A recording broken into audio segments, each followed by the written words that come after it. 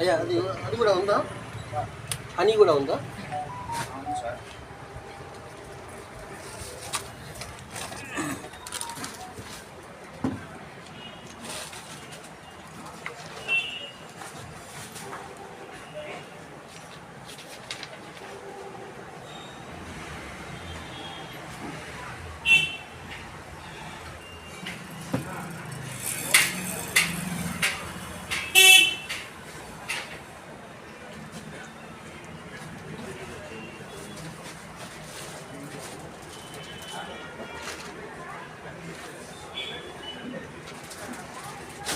Sir, Palnadu జిల్లా food inspector CH Lakshminarayana నా పేరు.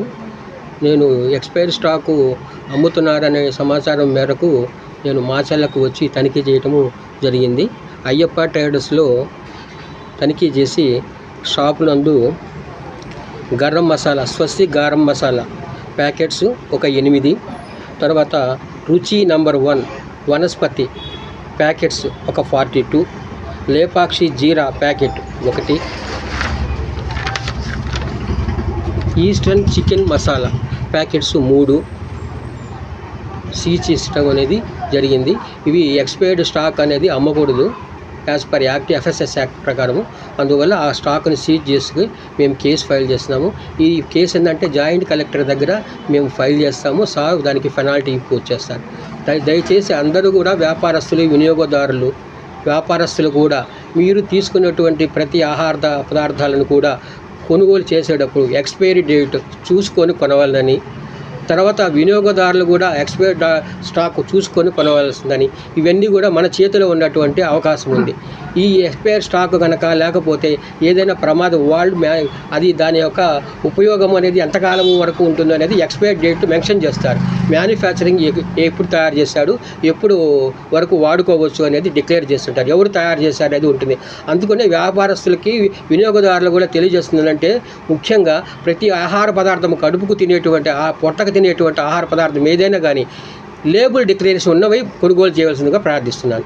కొనుగోలు చేసిన వాళ్ళు లేబుల్ డిక్లరేషన్ ఉన్నట్టే ప్యాకెట్స్ కనుక కొన్నట్లయితే ప్యాకెట్స్ మీద మ్యానుఫ్యాక్చరింగ్ ఎవరు చేశారు, ఎక్స్పైరీ డేట్ ఎప్పుడు, మ్యానుఫ్యాక్చరింగ్ డేట్ ఎప్పుడు, ఇవన్నీ ఉంటాయి. కాబట్టి వాటి వరకు డిక్లరేషన్ కంపెనీ భరిస్తుంది.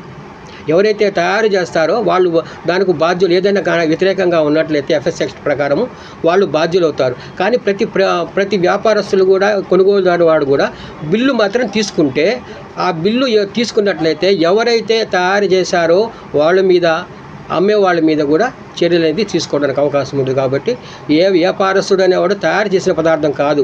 కాబట్టి ఒకవేళ ఇన్ కేస్ ఏదైనా కూడా షాపులో ఎక్స్పైర్ స్టాక్ ఉంటే అవి ఎక్స్పైర్ స్టాక్ అని డిక్లేర్ చేసుకొని సెల్ఫ్గా కంపెనీకైనా ఇవ్వండి, లేకపోతే స్టాక్ అనేది పక్కన పెట్టేసి వాళ్ళ కంపెనీ వాళ్ళకి వచ్చినప్పుడే ఇవ్వవలసిందిగా కోరుతున్నాను.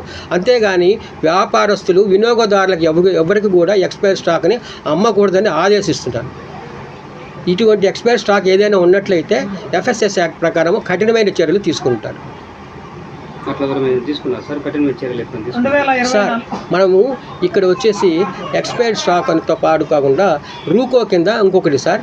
రూకో అంటే రీయూజ్డ్ కుకింగ్ ఆయిల్ అనేటువంటి దాని మీద మనం ఇక్కడ హోటల్స్ కానీ, తర్వాత ఈ బేకరీస్ కానీ వీటి మీద తనిఖీలు చేయటం అయింది.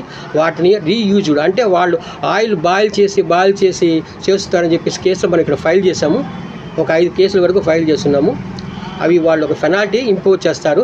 అంటే రీయూజ్డ్ కుకింగ్ ఆయిల్, ఒక్కసారి చేసినటువంటి ఆయిల్ని పదే చేయటం వల్ల అది ఆరోగ్యానికి హానికరం అవుతుంది. కాబట్టి వాళ్ళు ఏమో పారేద్దని చెప్పటం లేదు. వాడుకున్న తర్వాత ఆయిల్ని దానికి ఒక టీపీసీ అనేటువంటి ప్రభుత్వం వారు ఒక మీటర్ ఇచ్చారు. టోటల్ పోలార్ కాంపోనెంట్స్ అంటారు. దాంట్లో ఆ కాంపోనెంట్స్ ఉన్నంత వరకు 25% వరకు అలౌడ్. ఒక 3 times 4 times వరకు మనం బాయిలింగ్ చేసేటువంటి నూనెలో కనుక ఆ టీపీసీ మీటర్ కనుక పెట్టినట్లయితే అది రీడింగ్ మెన్షన్ చేస్తుంది. 25% వరకు 25 points వరకు అలౌడ్. అది దాటినట్లయితే అది తినకూడదు, ఆహారానికి తినడానికి యోగ్యకరం కాదు. కాబట్టి అటువంటి వాటి కేసు మీద కూడా కేసులు అనేది ఫైల్ చేస్తున్నాము. ఒక 5 కేసెస్ని ఫైల్ చేస్తున్నాము మాచర్లలో. ఇంకా కూడా ఏమైనా మాకు తెలియజేసినా మేము వచ్చి తనిఖీ చేసి తగినటువంటి చర్యలు అనేది FSS యాక్ట్ ప్రకారం తీసుకుంటాం.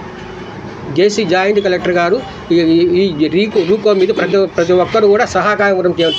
ఇది ఏం చేస్తుందంటే గవర్నమెంటు ఈ రీయూజ్ కుకింగ్ ఆయిల్ని, వేస్ట్ ఆయిల్ అంటారు దాన్ని, ఈ వేస్ట్ ఆయిల్ని గవర్నమెంట్ బయోడీజిల్ కింద తయారు చేసుకుంటుంది. మనకు ఎన్నో చెట్లు అనేది నాశనం చేయడానికి కష్టమవుతుంది కాబట్టి మళ్ళీ ఆయిల్ తయారు చేయాలంటే వీటిని బయోడీజిల్ కింద, ఈ వేస్ట్ ఆయిల్ అంతా కూడా బయోడీజిల్ కింద తయారు చేస్తారు. కాబట్టి ఎవరైనా కానీ, వ్యాపారస్తులు కానీ, మిగతా ఎవరైనా కానీ వేస్ట్ ఆయిల్ కనుక ఉన్నట్లయితే మనకు చిలకలూరుపేట నుంచి వస్తారు వాళ్ళు బయోడీజిల్. వాళ్ళు 30 రూపాయలు లీటర్కి 30 రూపాయలు డబ్బులు ఇచ్చి కొనుగోలు చేసి వాళ్ళు బయోడీజిల్ కింద తయారు చేస్తారు. కాబట్టి సహకరించవలసిందిగా అందరినీ కోరుతున్నాను.